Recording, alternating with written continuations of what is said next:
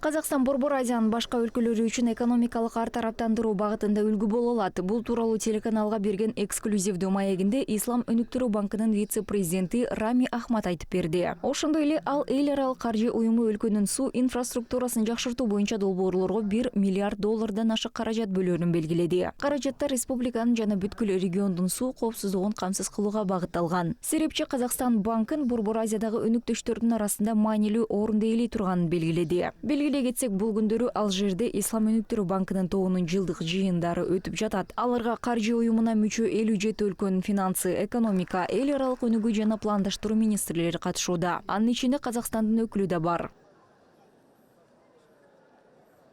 Kazakhstan also could play a very good role as an example for Казакстан Борбор Азия өлкөлөрү үчүн үлгү катары маанилүү ролду ойной алат жана биз Казакстан менен мындан да активдүү жана жемиштүү кызматташууга үмүттөнөбүз. Бул Ислам өнүктүрүү банкы Казакстанга кандай жардам бере тургандыгы тууралуу гана эмес, анын ийгиликтүү мисалдарын башка өлкөлөргө жана аймактарга жайылта алабыз деген багыттагы иштер. the success stories in Kazakhstan and other countries and replicate them in other countries in the region.